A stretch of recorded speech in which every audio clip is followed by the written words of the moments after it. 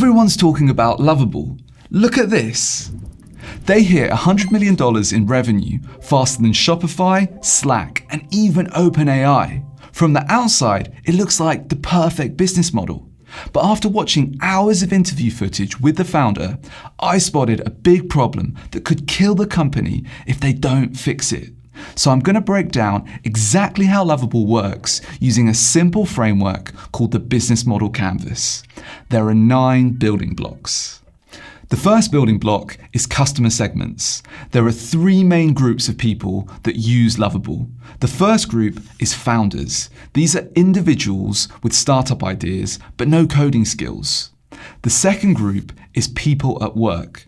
These are product managers, marketers, and operations staff inside companies who need tools but don't have access to engineering.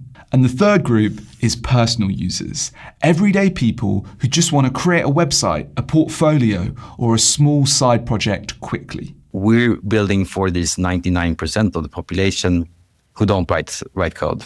The second building block is value proposition. What we're really asking here is, why do people use Lovable? Well, it lets anyone turn an idea into an app using a website just by chatting with AI. I'd say Lovable is your personal AI software engineer. You describe an idea and then you get a fully working product from the AI. What used to take weeks and tens of thousands of dollars now happens in under a minute for free or for a fraction of the cost. So how does Lovable manage a relationship with hundreds of millions of people? They've designed the product to be fully self-service. You don't need to join an onboarding call or sit in a sales presentation. People explore, learn, and start using it on their own at their own pace. But the interaction goes a lot deeper than that. There's a natural viral loop built into the experience. When someone sees their idea turn into a real working app, it sparks joy and excitement. And that feeling makes them want to share it. Every time that happens, new people discover Lovable, and the cycle repeats. Lovable also has a really strong community. Users answer questions, swap ideas, and help each other out. So where does all this happen? People use Lovable through the website, and they usually hear about it on social media like X and Reddit from other users who proudly share what they've built. And if they need extra help, there's a really active Discord community. So how does Lovable make money? It all starts with a free plan. Anyone can try it with a small number of daily credits. If you want to keep building, you can pay for a subscription. You choose how many credits you need. About 1 in 10 ends up paying. That's not bad for this kind of product. What does Lovable need to run its business? Lovable's most important asset is its team. It's a small group of around 45 experienced engineers and designers. The second key thing is the brand. Lovable feels playful, open, and trustworthy. And that matters a lot because it brings in new users, helps the company attract talent, and makes enterprise buyers take them seriously. It really does help the business grow. Another key thing is the tech behind the scenes. It's a custom system that sits on top of the AI models that turns messy prompts into working apps. That extra layer makes Lovable feel simple and intuitive instead of overwhelming. I think it's an arms race to build the best team, and then it's an arms race to build the best brand and trust from your users. And I mean, capital can help. For us, it's not a constraint at all. If you're building something like the best foundation model, it might be a constraint just because the compute for training and so on is so large. But for us, it's all about moving extremely fast and collecting the best talent. So what do the team do each week? Well, they constantly optimize the experience for new users. They ship new features so the product gets better and better. And they fix bugs so it feels reliable and people don't lose trust. Generally, when you have AI building something, is that it kind of gets stuck in some place. It starts, it's super good in the beginning and then it gets stuck.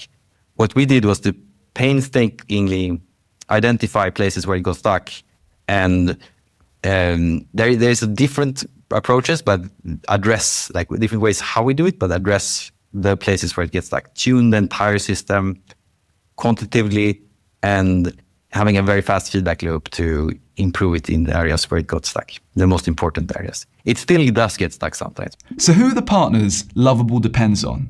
They rely on AI model providers, companies like OpenAI, Anthropic, and Grok. They supply large language models that power Lovable's core features. These partners are essential, but they also come with a risk. They set the prices, control reliability, and some of them are building competing products. They also rely on contractors and freelancers. These partners handle tasks like design, engineering, and support, which helps the company move fast without hiring a large full-time team. Okay, so they've built the right team, the right brand, and the right technology. They ship fast, improve things constantly, and partner with some of the biggest names in AI. But all of that comes at a cost. What are the big costs for Lovable? The largest one by far is AI. Every time someone uses Lovable, the company pays its partners for access to the models and the cloud servers they run on. The second big cost is people. Lovable runs on a small, well-paid team of engineers and designers, plus the contractors and freelancers who help them move quickly. One area where costs stay low is marketing. Growth mostly comes from users sharing what they've built, so Lovable doesn't have to spend heavily on ads or sales teams. On the surface, this mix of costs looks manageable, right?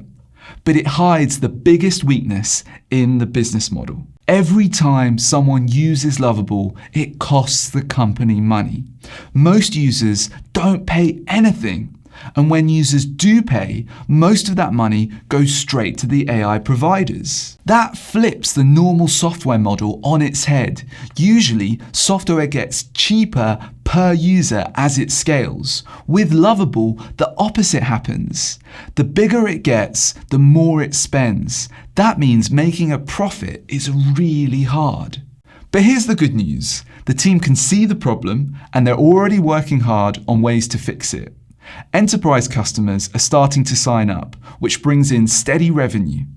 And the cost of running AI is slowly coming down as the models get cheaper. I have a friend who has this fun analog in terms of an AI startup, which is that AI startups are like chickens shot out of a cannon up in the sky if you kind of start getting traction. And then it's all about flapping fast as a chicken, because there are new chickens shot out from cannons every day. And if you keep flapping faster than the other chickens, then you're going to do great. And I think that's a good first level of analysis in how you should operate. In other words, speed is their short-term survival strategy. They also have a long-term vision. Lovable doesn't just want to help you build apps. In the future, they want to become your AI co-founder. Lovable today is your technical co-founder. We want it to be your co-founder in general that handles all the admin, setting up your finance operations.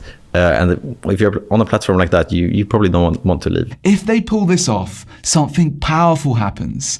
They create lock-in. The more someone builds with Lovable, the harder it becomes to leave, because the platform doesn't just power your app anymore, it helps you run your entire company. That's why we broke down their business model using the business model canvas. It helps you see the full picture, not just the product, but the whole system behind it. And if you're building something yourself, especially with AI, maybe with Lovable, you can use this same framework to spot weaknesses early and build a business that lasts over the long term. If you want to map out your own business model and work with me one-on-one, click the link in the description below. And if you're still here and you enjoyed the video, well, you should watch this video next. See you in the next one. See you later.